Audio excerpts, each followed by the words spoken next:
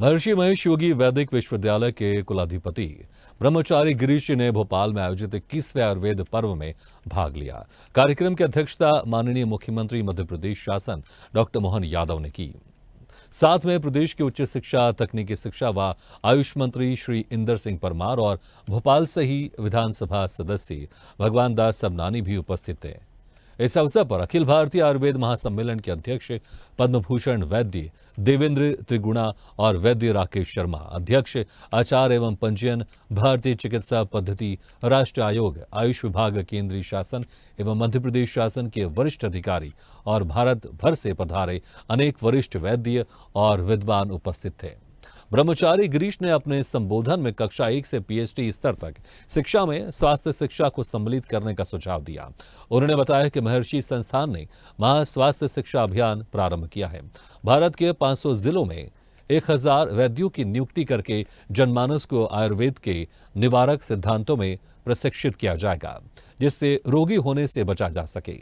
गिरीश जी ने माननीय मुख्यमंत्री महोदय को प्रस्तावित किया कि न्यायप्रिय राजा विक्रमादित्य की नगरी अवंतिका में एक वैदिक अंतर्राष्ट्रीय न्यायालय की स्थापना की जाए।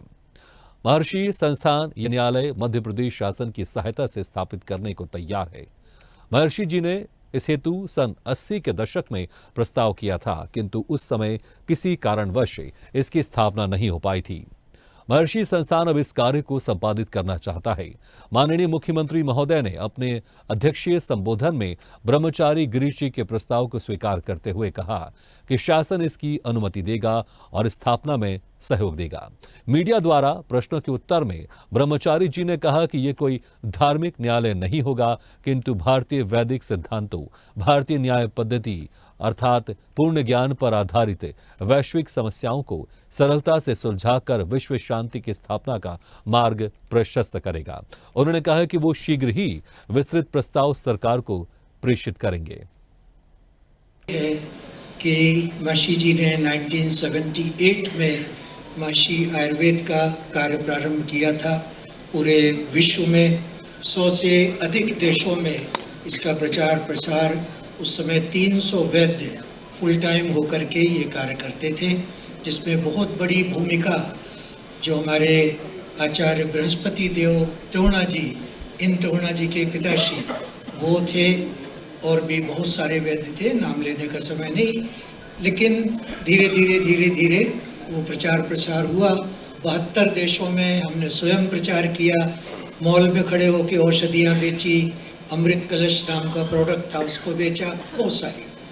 आज जो आवश्यकता है वो बहुत बड़ी आवश्यकता है कि प्राइमरी से लेकर के पीएचडी लेवल तक स्वास्थ्य की शिक्षा देना, ये एजुकेशन में सम्मिलित करना होगा, क्योंकि सारे जो रोगी हैं आज के समय में वो सब जो है वो अज्ञान के कारण हैं, और जब तक उनको ज्ञान नहीं दिया जाएगा स्वास्थ्य का और साधना का क्रम नहीं दिया जाएगा उनके जीवन में, तब तक ये रोग बढ़ते रहेंगे। आयुर्वेद जो है वो प्रिवेंशन का साइंस है। तो निवेदन यही है कि अपने सब लोग, सारे वैद्यजन, सारे अपने जितने कार्यकर्ता इस क्षेत्र के हैं, सब मिल करके अपने स्वास्थ्य शिक्षा का अभियान जो है हम लोगों ने प्रारंभ किया है, महास्वास्थ्य शिक्षा अभियान, और आप सबका उसमें सहयोग चाहिए।